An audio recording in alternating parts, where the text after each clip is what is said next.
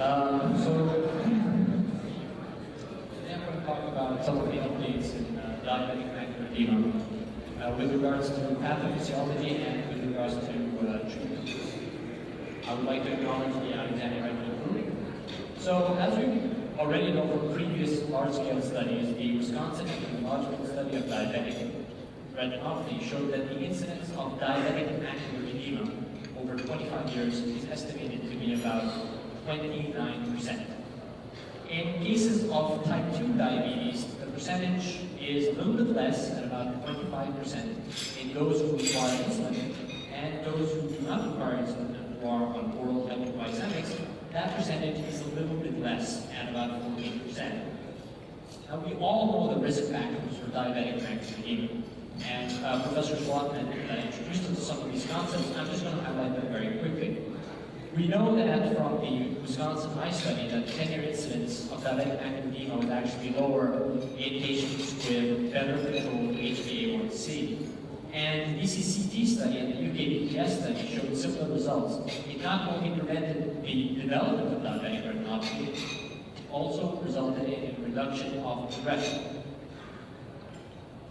It was found that in about 10% of cases, when you came to control their diabetic, diabetes, tight control resulted in a worsening of retinopathy. Now, we need to explain what this worsening of retinopathy was. This worsening of retinopathy was an increase in optical response. It wasn't an increase in diabetic macular edema. There are no studies that have shown that tight glycemic results in an increase in diabetic macular edema. And this has yet to be proven. When the DCCT patients were followed up, what they did was, after the initial study, those patients who were in the DCCT study, they had their HbA1c controlled, and they were followed up. What they found was something very interesting. When they looked at these patients, they found that those patients who had their diabetes controlled early on had better outcomes than those who had uncontrolled diabetes and then controlled their diabetes. The difference was staggering at about 50%. This was attributed to something called metabolic memory. Now, this is very important because we get a lot of patients with chronic diabetes, patients who had diabetes for years, about 10 years, 15 years, 20 years. If these patients come in with uncontrolled diabetes for the past 10 years, controlling their diabetes at this point will probably not make a significant outcome on their diabetic retinopathy. The Accord study tried to push the limits. We were trying to look for 7.5 HbA1c. They tried to push the limits down to 6.5, and as Professor Mohammed said, the study was stopped 3 years into the study because of higher mortality rates. More patients were dying because of hypoglycemia and cardiovascular events, and so the recommendations were not put at 6.5.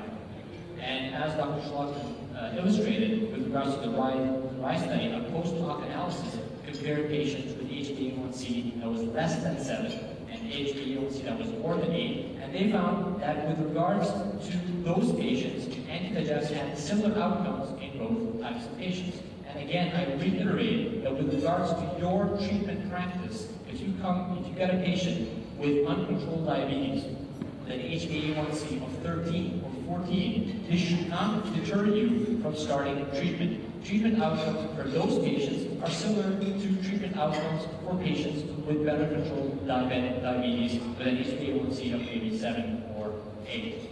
With regards to hypertension, we have mixed data. The UK-BPS study said controlling hypertension to less than 1 mg/kg rating resulted in a reduction of diabetic retinopathy.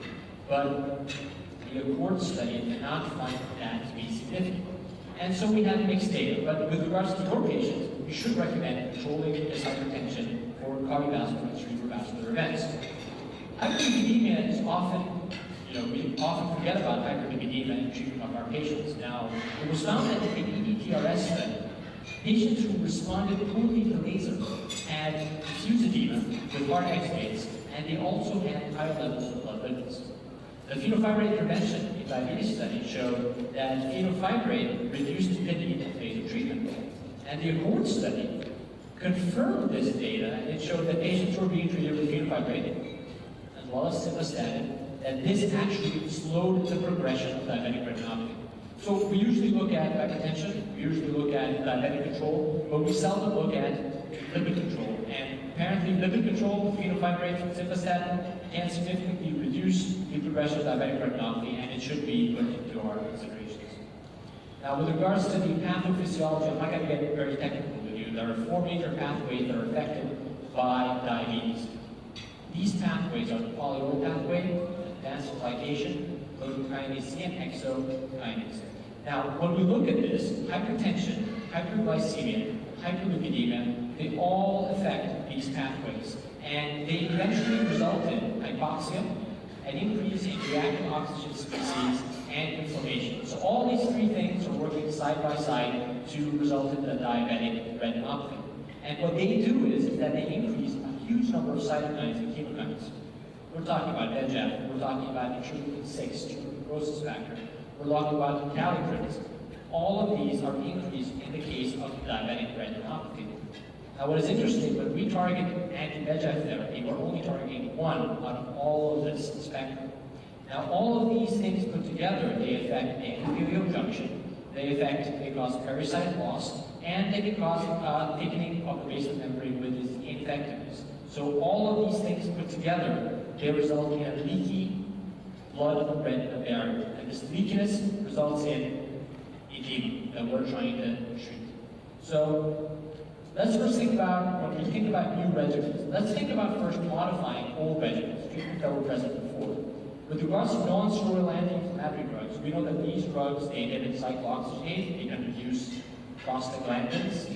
The effect in cases of Irving gas syndrome is noted. When a patient comes in with Irving gas, we give them prostaglandin inhibitors.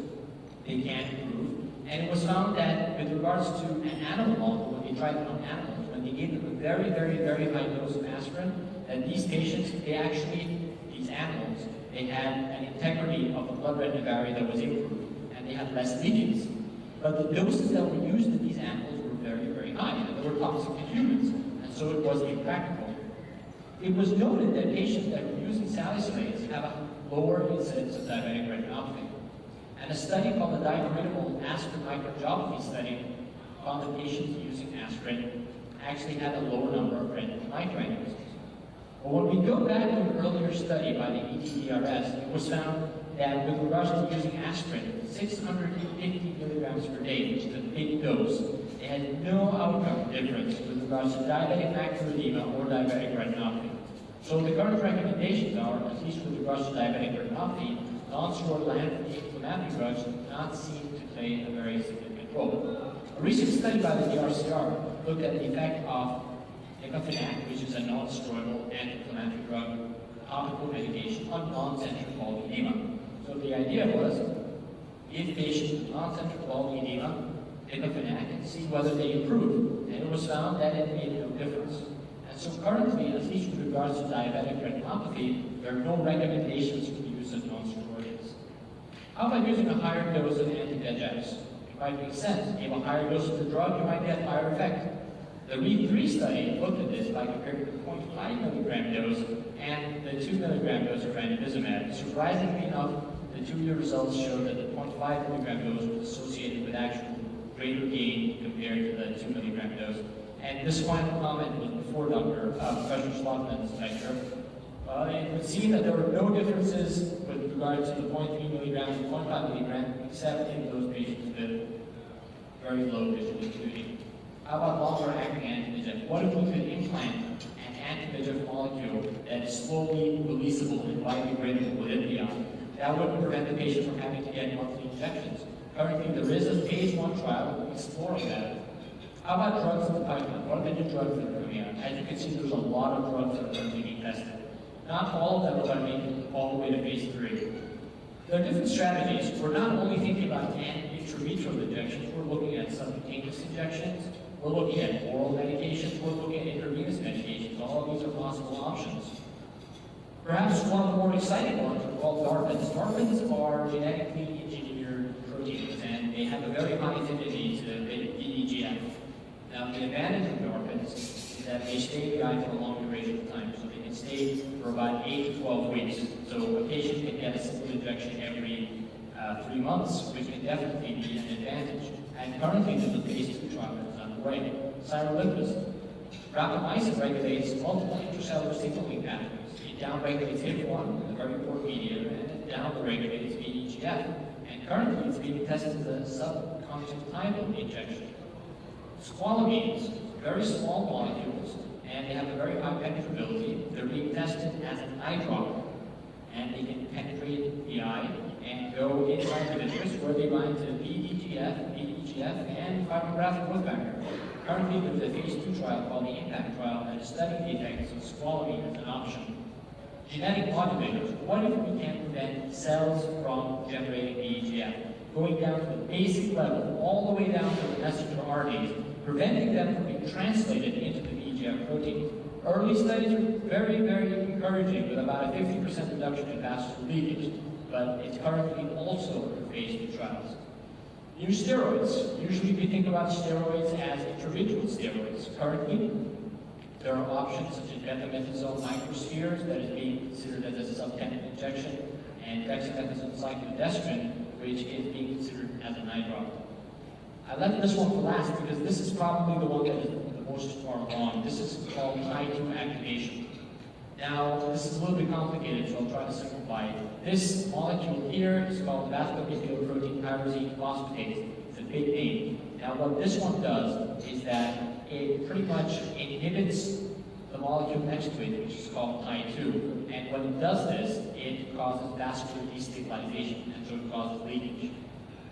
This molecule, the Tie2 activator, what it does is that it inhibits this molecule, the VEPTP. And when it does this, it causes activation of Tie2 by phosphorylation, and that in turn results in vascular stabilization. It would seem a little bit complex, but this study, the phase 2 trial for this drug, has been completed. And what they did was that they utilized several different doses. This drug is being advocated as a subcutaneous injection. So the patient gets a subcutaneous injection of this drug twice a day. And early results show that with regards to at least some of the doses, there's an improvement of visual acuity. Now, this is one of their study eyes. Now, at week 3, as you can see, there's not that much improvement with regards to edema. Week 4, there's an improvement. By week 6, there's a little bit of a rebound. And so what they did was that they injected the patient with ranibizumab. And with only one injection of ranibizumab, this patient achieved dryness. And this dryness was more or less maintained up to week 12. The fellow eye showed similar effects. At week 3, they were a little bit worried, so they gave him ranibizumab early on. And 1 week later, the patient achieved dryness. And this dryness was more or less maintained until week 12. These are other eyes that were used. This is the 50 milligram dose. This is at day 1, significant amount of edema. And at week 4, the edema decreased in most of the eyes. 30 milligram dose showed the same effect. With regards to the complications of this drug, the drug, one of the main side effects is that it causes vasodilation. So it can cause syncope, some dizziness. That's pretty much the major side effect of this drug. Now, it's very important to highlight that this drug is not being marketed as a solo therapy. This drug is being advocated as a combination therapy with ranibizumab. So you get the subcutaneous injections of Tie2 activators along with the ranibizumab, which is supposed to have a much higher effect, much better visual gains. So I just want you to think about the endless possibilities. Let's think about it together. You have infinite combinations. You can have an intravitreal injection. You can have an eye drop. You can have subcutaneous injections. All of them combinations together to give your patient the best outcomes. You have more options for resistant cases. You have a faster response. You can have an anatomically dry patient within a month, which can probably result in longer periods without recurrences. And definitely more effective treatment and better patient satisfaction. Thank you. Well, as usual, Mohammed Ashraf shows here how it's the engine of our research projects, and I know behind everything that expressed in academy. I congratulate you on such a nice update with the future possibilities and stuff like that. I'll move on. I know that will have some questions, but I'll keep the questions area and discussions at the end of the switch surgery debate so that we have our time in clinical cases and take taking questions from the audience.